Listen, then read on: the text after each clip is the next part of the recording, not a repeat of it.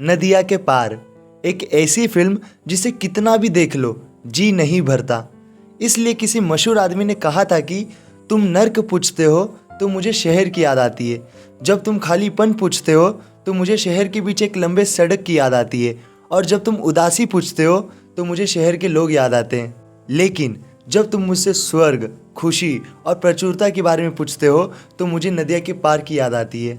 तो इस बात से मैं अचंभित तो नहीं हूँ, क्योंकि मैंने उन लोगों को इस फिल्म को देखते हुए देखा है जो फिल्में देखना बिल्कुल भी पसंद नहीं करते।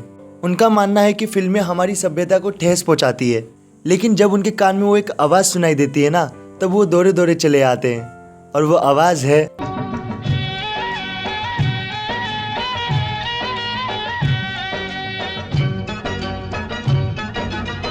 नदिया के पार। फिल्म 1982 में रिलीज हुई थी और इस फिल्म के निर्देशक थे गोविंद मुनीस। ये फिल्म एक बहुत प्रसिद्ध नोवेल से प्रभावित है और उसका पहला भाग इस फिल्म में दिखाया गया है, और उस प्रसिद्ध नोवेल का नाम है कोबर की शर्त, जिसे लिखा गया है केशव प्रसाद मिश्रा के द्वारा। इस फिल्म में निर्देशक द्वारा दिखाया गया है दो गांव, चौबेपुर और बलिहार, जिसे नदी ने बांटा है। लेकिन कैसे इन दोनों गांव के बीच में एक प्रेम का जन्म होता है, एक ऐसा प्रेम जिसकी शुरुआत होती है खट्टे और मीठेपन से, जिसमें एक दूसरे को तंग करना हो या टोंट मारना हो या एक दूसरे को रंग लगाना हो, लेकिन ख़त्म होते होते सिर्फ मीठापन बचता है। चंदन और गुंजा, इन दोनों की मुलाकात एक शादी के लिए होती है, एक ऐसी शादी जिसमें दूल्हा चंदन का भाई है और दुल्हन गुंजा की बहन। फिर एक संजोग की घड़ी आती है जब चंदन की भाभी प्रेग्नेंट होती है, और ऐसे माहौल में उनका काम करना दिक्कत की बात हो सकती है। इसलिए चंदन को भेजा जाता है गुंजा को लेने के लिए। लेकिन जब वो आ रहे होते हैं तब उन दोनों के मन में एक हलचल होती है, जिसे बहुत ही खूबसूरत तरीके से गाने में दर्शाया जाता है, और यहीं से शुरुआत होती है एक ऐसी प्रेम कहानी जिसका अंत है ही नहीं। इस फिल्म की सबसे ज़्यादा खास बात है इनके गाने। हर गाने में एक अलग कहानी है जिसका अपना एक बहाव है, जिसमें दोनों एक दूसरे की इबादत कर रहे हैं लेकिन अनजान है। स्पेशली कौन दिशा में जो गाना है,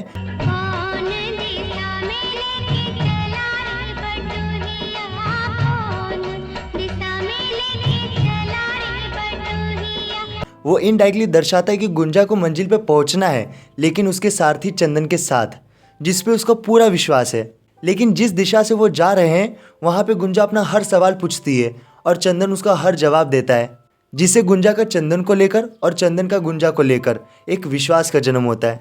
लेकिन ये कहानी आगे जाकर बहुत पेचीदा हो जाती है, क्योंकि जब उनकी भाभी उन दोनों की शादी की बात करने वाली होती है तभी उनका देहांत हो जाता है। और पहले नॉर्थ ईस्ट में एक नियम था कि अगर किसी आदमी की बीवी मर जाए तो उसकी बहन से उसकी शादी करा देते थे, क्योंकि फिर सौतेली माँ वाला हिसाब ना हो। और ये चीज़ सिर्फ बच्चे के पालन पोषण के लिए किया जाता था, जिसके वजह से एक लड़की का पूरा वर्तमान और भविष्य बिखर जाता था। और इसी चीज़ को इस फिल्म में दर्शाया गया है, जहाँ पे चंदन के भाई और गुंजा की शादी तय कर दी जाती है, और चंदन अपने भाई को गुंजा और उसके बारे में बता ही नहीं पाता है, और गुंजा भी चंदन का बात मान लेती है। लेकिन उसका भाई ये बात सुन लेता है और चंदन गुंजा की शादी होती है, और यहाँ पे हमें इस फिल्म की हैप्पी एंडिंग देखने को मिलती है। नदिया के पार एक ऐसी फिल्म है ना जो लोगों को उनके गांव की याद दिलाती है। कैसे मिट्टी के घर होते हैं जहाँ पे आंगन में परिवार वाले बैठ के खाते हैं और सोते हैं, और सुबह उठकर खेती करने निकल पड़ते हैं। फिर इस पूरे फिल्म में शुद्ध हिंदी और भोजपुरी भाषा का उपयोग किया है, और वो लोगों को ऐसा महसूस कराती है कि मान लो ये फिल्म यूपी की है या तो बिहार की है। और अगर आप बिहार यूपी के कलाकार को सुनोगे ना तो उन्होंने घोषित कर दिया है कि ये फिल्म उन्होंने बनाया है।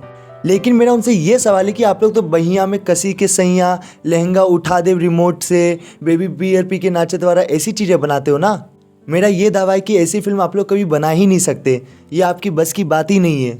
और सच्चाई ये है कि ये फिल्म बॉलीवुड की है, जिसे रिलीज़ हर कोने में किया गया था, और ये फिल्म शोले से कम नहीं है, क्योंकि ये फिल्म 100 हफ्ते चली थी थिएटर में।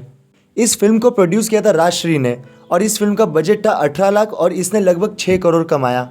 फिर सूरज बरजातिया ने इस फिल्म का रीमेक बनाया जो कि मॉडर्न लोगों के लिए था, और उस फिल्म का नाम था हम आपके हैं कौन, जिसके वजह से बॉलीवुड को एक नया सुपरस्टार मिला जिसका नाम है सलमान खान, और ये मूवी बहुत बड़ी ब्लॉकबस्टर रही।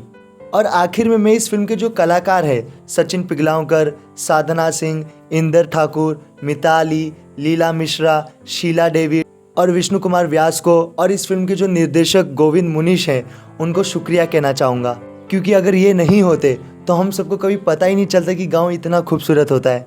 तो ये थी आज की बेमिसाल मूवी नदिया के पार का रिव्यू। तो बस दोस्तों आज के लिए इतना ही। अगर ये वीडियो ज़्यादा से भी पसंद आया तो लाइक जरूर करना एंड सब्सक्राइब एंड फिर मिलेंगे। तब तक के लिए रतन जी का टाटा और मैं बाय बाय बाय।